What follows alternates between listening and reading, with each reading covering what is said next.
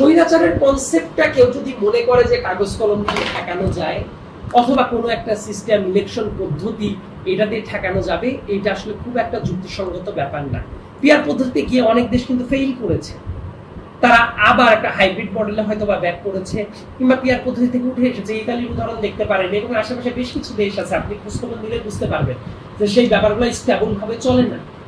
So এই ধরনের আমি অনেক আরো উদাহরণ দিতে পারি যেসব দেশে পিয়ারে যাওয়াটা হাইব্রিড মডেলে চলে গেছে, পিয়ারে অনেক ঝামেলা হচ্ছে। সো পিয়ারের সাথে স্বৈরাচার ফেরা না ফেরার এটা কোনো সম্পর্ক নাই।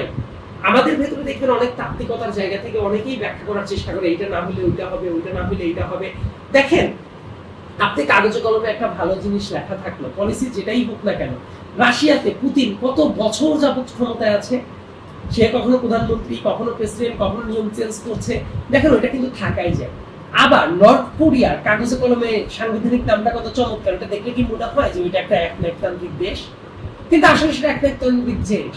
সো এই যে কাগজে কলমেই কোনো কিছু থাকলে এটা হবে, না হলে আসবে না, ব্যাপারটা এইরকম না, বরং একটা স্টেবল ডেমোক্রেটিক নর্মস যদি গড়ে ওঠে, ইনস্টিটিউশনাল অ্যাকাউন্টেবিলিটি যদি তৈরি হয় এবং মানুষের ফ্রি অ্যান্ড ফেয়ার ভোটের অধিকার যদি থাকে প্রত্যেকটা জায়গাতে, শুধু জাতীয় নির্বাচনের আমি কথা বলছি না, লোকাল ইলেকশন গুলাতে, তাহলে দেখবেন যে অনেক ক্ষেত্রে সংকটটা কমে যাবে, একদিনেই সব সংকট দূর হয়ে যাবে।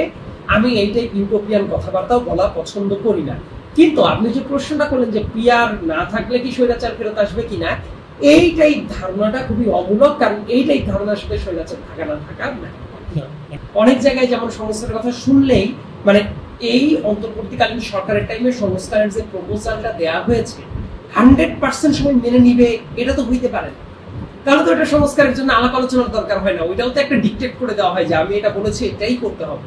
কিন্তু অনেক জায়গায় কিন্তু ভালো কাজটা হয়েছে, যেমন আর্টিকেল 70 অনেক রেস্ট্রিকশন তুলে দেওয়া হয়েছে, নিজ দলের পার্লামেন্টারিয়ানও পার্লামেন্টে দাঁড়িয়ে অনেক জায়গায় ডিসেন্টিং অপিনিয়ন দিতে পারবেন।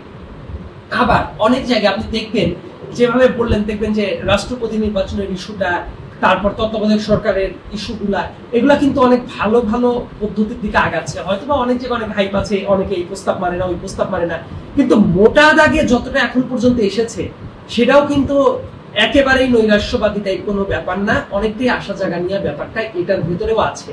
এবং আপনি জাস্ট চিন্তা করেন 5 বছর পর পর যদি ফেয়ার ভোট হয়, লোকাল ইলেকশন গুলো যদি ফেয়ার হয়, প্রাতিষ্ঠানিক জায়গাগুলোতে যদি প্রপার অ্যাকাউন্টেবিলিটি থাকে, জুডিশিয়ারি যদি স্বাধীন থাকে, ইচ্ছা করলেই কি অনেক কিছু করা সম্ভব।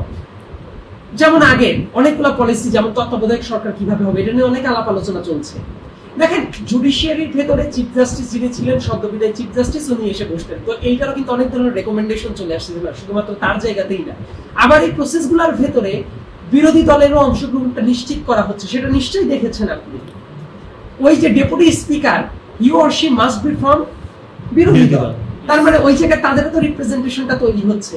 অর্থাৎ আপনি যেভাবে বললেন, আমার কাছে মনে হয় যে পুরোটা যদি আর একটু চেক ব্যাক করেন তাহলে দেখবেন একক কর্তৃত্বের জায়গাটা অনেক জায়গাতে কাটারিং করা হচ্ছে। তবে আবার সংস্কার মানে অবশ্যই আমরা তো চাই প্রত্যেকটা জায়গাতেই সংস্কারের জায়গাগুলো আসুক, তবে এমন কোন পদ্ধতিও আবার আসা উচিত না যেটা আমি মনে করব এই সময়ের জন্য অনেক বেশি এক্সপেরিমেন্টাল।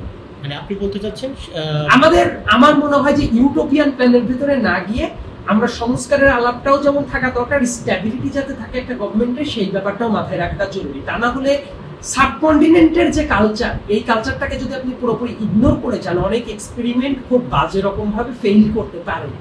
যেমন অনেক দেশ, তাহলে আমি তো বললাম ইতালির উদাহরণ দিকে একটু তাকান, অনেক দেশ